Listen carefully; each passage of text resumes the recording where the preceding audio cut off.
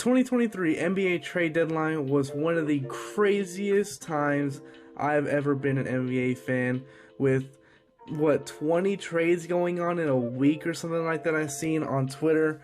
Just absolute insane, like, trades everywhere, fast paced, having to keep up, refreshing your timeline on Twitter to see if Woj tweeted a new trade happening. Just an absolute insane time to be an NBA fan.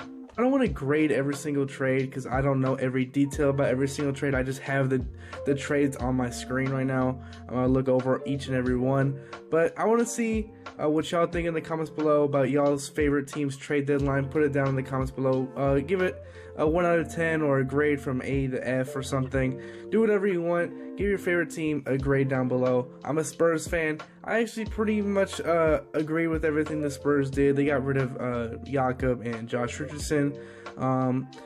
Those people, you know, they don't really fit the timeline of what the Spurs are trying to do, and they got picks out of them. I enjoyed that part of the trade deadline for sure. And speaking of the Spurs, they're the first trade that I have up here, which happened yesterday actually, which was the Jakob to the Toronto Raptors trade. This happened, I think, just a couple minutes before Kevin Durant got traded, so this kind of got lost in the shuffle, I guess you can say. But as a Spurs fan, I definitely recognized it, and I like the trade for the Spurs. I'm getting rid of Jakob, who's on an expiring deal. Most likely going to move on with his new team in the offseason if we didn't get rid of him. And we got, a first-round pick, which is top 6 protected, and a few second-round picks. I don't mind the trade. I actually really like the trade for the San Antonio Spurs. And for the Raptors, I think getting Jakob fits real nice with them. Instead of running Siakam at that, small ball 5, they can get Jakob out there. There's a real underrated center in the league. And, probably likes Toronto and might resign with them as well. I don't think him leaving in the offseason is that much of a worry at this point for the Toronto Raptors. Now, the first trade I have on here, I don't know if it actually was the first trade of the day. But this is the Lakers getting Devon Reed, 3 second-round picks, and sending Thomas Bryant to the Denver Nuggets. In hindsight, I do like the trade now, but at the time I was kind of, a little skeptical of it. But at the same time, Thomas Bryant, awful defender, 3 second-round picks for him, and Devon Reed. I actually don't mind this trade at all, especially in hindsight, looking back on what they did eventually, which we'll get into in a little bit. So for the Nuggets, I don't mind it. They needed that second backup for Jokic. They got Thomas Bryant. Pretty nice. And for the Lakers, I like it, especially for what they did later on. Next trade up here, Boston Celtics getting Mike Muscala and OKC getting Justin Jackson, 2 second-round picks. For these type of trades where it's like very, very minor, I'm not going to go over them much. Just kind of putting it out there, Mike Muscala going to Boston, Justin Jackson, OKC, and 2 second-round picks to OKC as well. OKC still stacking up them picks, I guess, and Boston getting a player who, most likely doesn't fit OKC's timeline, but Boston gets a nice, stretch big, I guess. So another trade, but this one a little bit, bigger in size, I guess you can say, with 3 teams in the trade and, more significant pieces moving. The Blazers receiving Matisse Thybulle, the 76ers getting Jalen McDaniels, not Jaden McDaniels. A lot of people were confused about that part. It was Jalen McDaniels, who is the worser of the 2 brothers, but still a solid player. And Hornets received multiple second-round picks, and I don't know, Mikhailuk. I know his last name is Mikhailuk. I don't know how to say his first name. I like this trade for the Blazers because they got rid of Josh Hart and got Cam Reddish and a first-round pick for him. I think Matisse Thybulle is a pretty close representation to what Josh Hart was this season. This season, he was pretty close to Matisse Thybulle, just a pure defender and doesn't really have much offense to give. Josh Hart, career-wise, has been a better offensive player, most definitely, than Matisse Thybulle. But this year specifically, Matisse Thybulle has, been around the same level, and of course, is a great defender. So I think the Blazers did pretty good. They got the wing defender that they lost with Josh Hart, but still was able to keep or able to get a pick and Cam Reddish out of the trade. For the 76ers, Jalen McDaniels, that's cool, I guess. Hornets received multiple second-round picks. And Mikhailuk, I don't mind the trade for the Hornets getting more picks. Get that draft capital up for a team that is not very good. So another trade, this is a one trade where I'm kind of confused on the construction of the trade, but the Bucks get Jay Crowder, the Nets get 5 second-round picks, which is unbelievable for Jay Crowder, who I believe is on an expiring contract.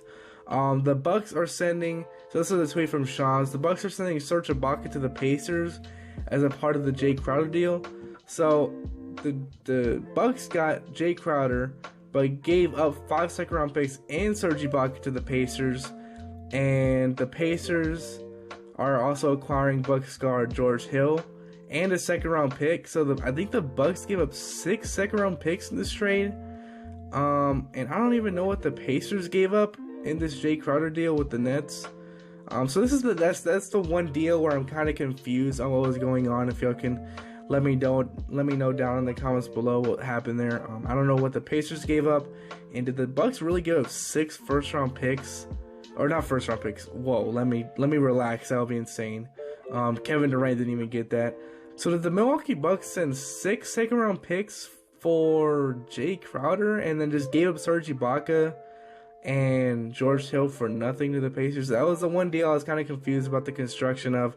If you can fill me in down below. Because that's the one thing I was kind of confused on in this trade deadline. But moving on to the next trade, Darius Bazley was traded to the Suns for Dario Saric and a second-round pick. OKC once again racking up these picks.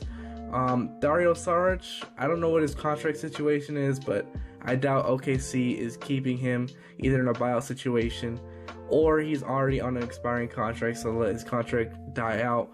But Darius Bazley, kind of surprised he got moved. I don't know if there's some contract disagreements or something, or he just, just doesn't fit what the OKC Thunder are trying to do. But a little surprised by that one, but, I guess the Suns are trying to fill in that forward spot as well. I'm getting a nice athletic forward that can keep up with this new Kevin Durant-led Suns team, especially after they just gave up a bunch of their forwards with Cam Johnson, Mikal Bridges, etc. So this is actually one of the bigger trades coming up, with the Denver Nuggets trading Bones Hyland to the Los Angeles Clippers.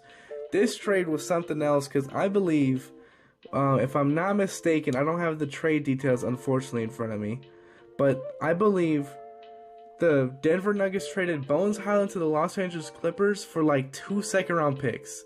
This is one of the biggest fleeces of the entire trade deadline, in my opinion. Bones Hyland was late first-round pick in the 2021 draft, I believe. And, he's definitely exceeded expectations, in my opinion. Bones Hyland, one of the most electric, young, fun guards in the league. And they only got him for 2 second-round picks. Those second-round picks, I don't know if Denver has something in mind with those picks, what they're going to do with them. But I don't know. Bones Hyland just feels like he demands far more than just 2 second-round picks. And the Clippers, I love it for the Clippers. Bones Hyland can come off that bench, be electric for them. Or start, I don't know, because, we'll come up later on in these trades. But Reggie Jackson also did get traded, and John Wall. So maybe Bones Hyland does start for them. I'm not sure. I don't know what their starting lineup is going to look like. But Nuggets, I think that was one of the biggest fleeces of this deadline, only getting 2 second-round picks for Bones Hyland. Next up is Atlanta getting Saddiq Bey, and Detroit getting James Wiseman, and the Warriors getting 5 second-round picks.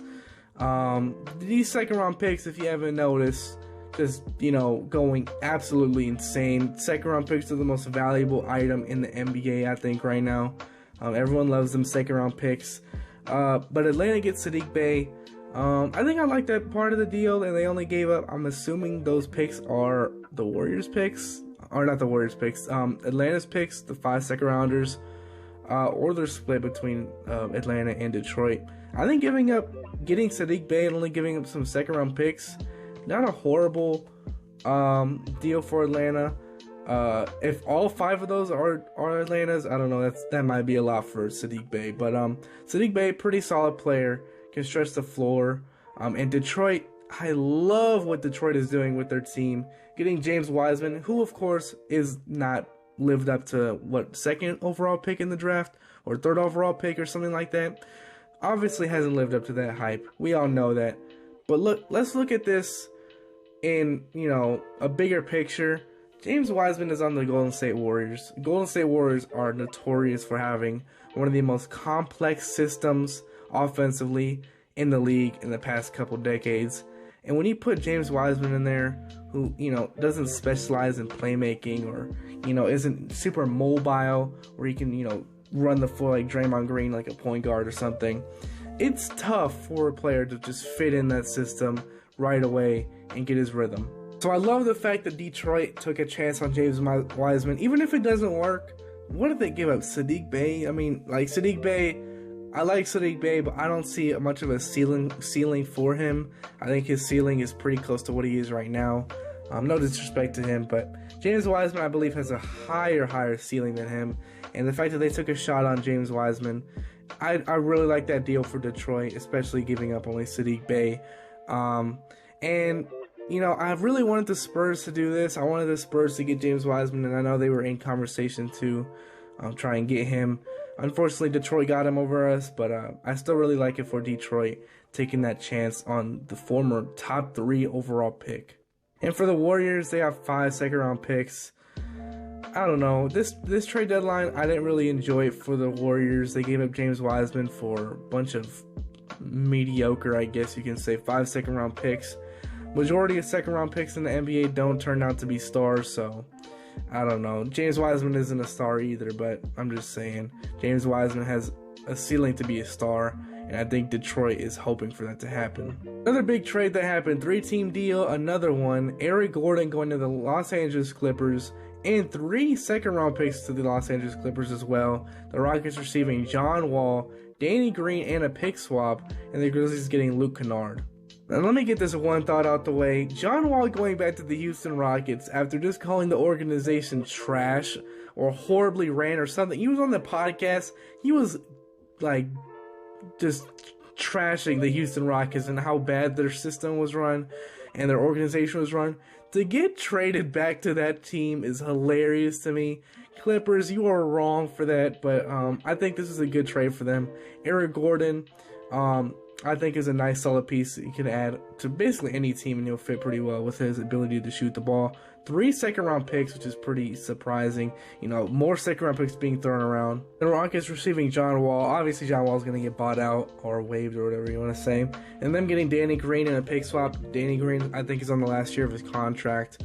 Or he'll be bought out too, I don't know. Doubt Danny Green was staying on that roster for much longer. In the pick swap, I guess, they kind of got, like, very little for Eric Gordon, who I thought could have gotten a little bit more for him, but who knows? I mean, he's old. And the Grizzlies getting Luke Kennard, I like it. Luke Kennard, very good pickup for the Memphis Grizzlies. And only giving up, I don't even know what they are, Danny Green. They give up Danny Green. I don't know if the pick swap is theirs or the second round picks, but Luke Kennard is very solid, even if it is a second round pick, so the pick swap. And another big trade for the Los Angeles Lakers. Mo Bamba is heading to Los Angeles, and the Magic are getting Patrick Beverley in a second round draft compensation. Mo Bamba is, the third Magic center to head to LA immediately after. Who knows, maybe he's going to nickname himself the Superman and win a championship with Los Angeles. But realistically, I really like this deal for the Lakers. Mo Bamba adds that height and rim protection they desperately needed.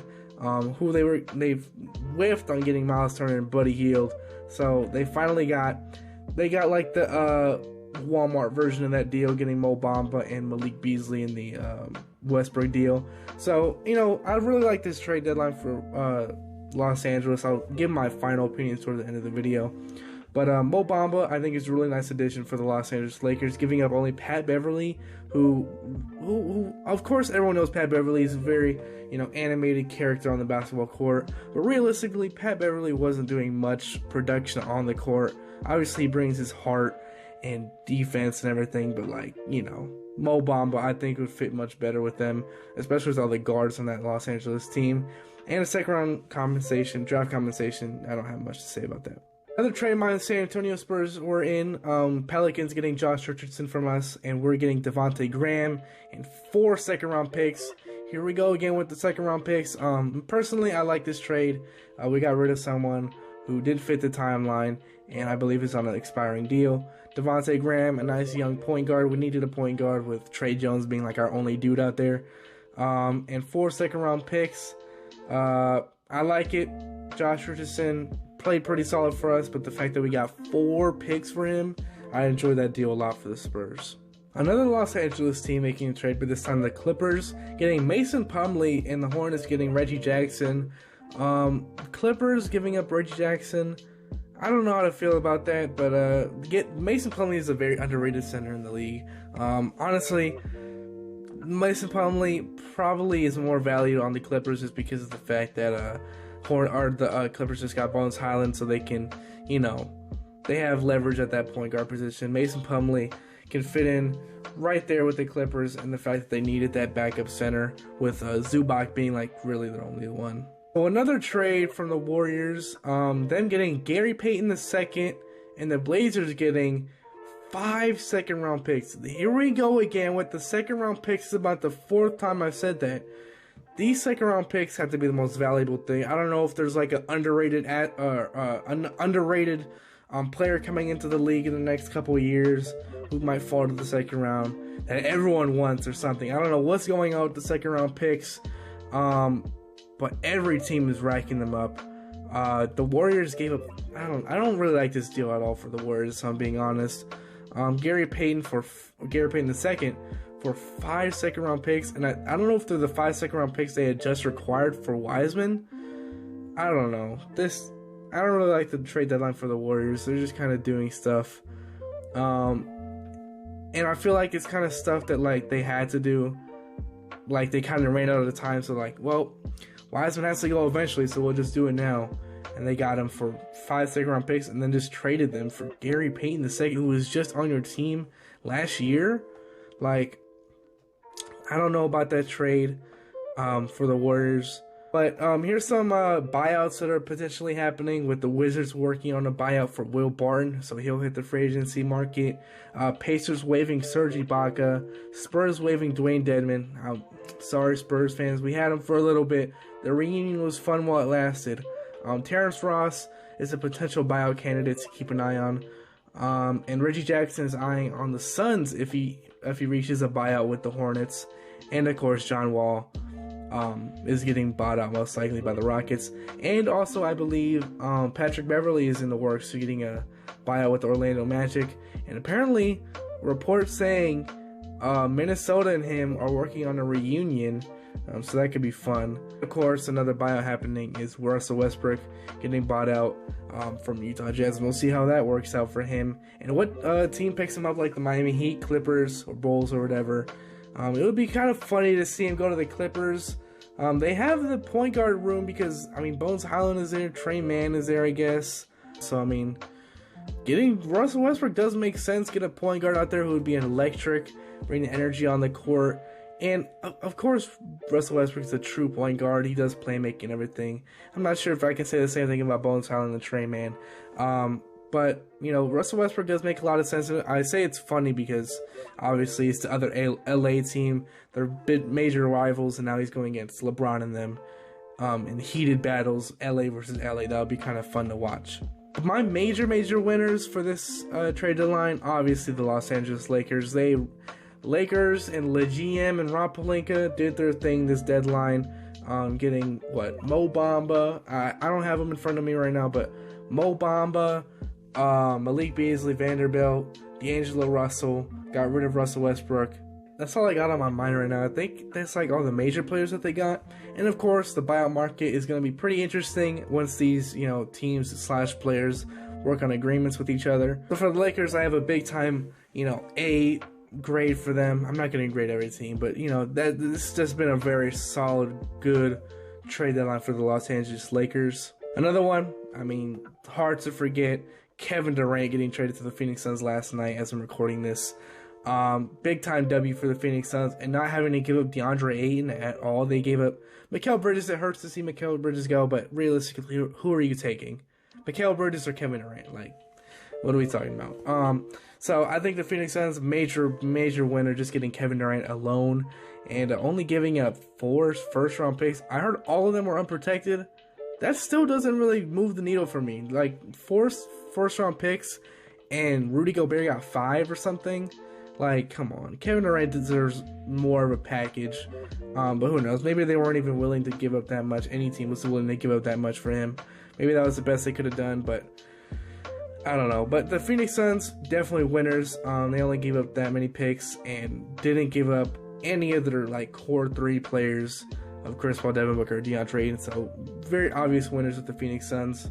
I'm also a fan of every team that was in that deal yesterday with Russell Westbrook. The Jazz, Timberwolves, and of course the Lakers, like I already said. I think they did everything that they wanted to in that trade, and I think it's gonna help them in the future for sure. Another small winner, I just have to put the Detroit Pistons up here just because of the fact that they got James Wiseman. I just love that deal for them. It might not even work out, but the fact that they gave up barely anything, Sadiq Bey, I just like that deal for them. A loser, I have to say, is the Nuggets. Getting Bones Highland, or trading away Bones Highland for 2 second-round picks is ridiculous to me. I think they could have gotten so much more. If that was the asking price, I don't know what my Spurs are doing. I would have loved to get Bones Highland on this team. Just develop him and see what his true potential is. Another loser, I'm going to have to say the Warriors. They gave up James Wiseman and 5 second-round picks for Gary Payton, basically. I just don't like that deal. That's really my critiques for the trade deadline and my, praises for the trade deadline. If you agree or disagree, or you're on the fence with what I'm saying, put it down in the comments below. Hit the like button, subscribe button, notification button so you can be notified as soon as I upload. Comment down below if you are happy with your team, if you're upset with your team. I know Miami Heat fans are upset because, Pat Riley was apparently asleep during the trade deadline. Chicago Bulls didn't do anything, so I guarantee those fans are upset. If you're upset, happy, or on the fence with what your team did, put it down in the comments below. I want to know what y'all think. And I hope to see you guys in the next one. Peace out.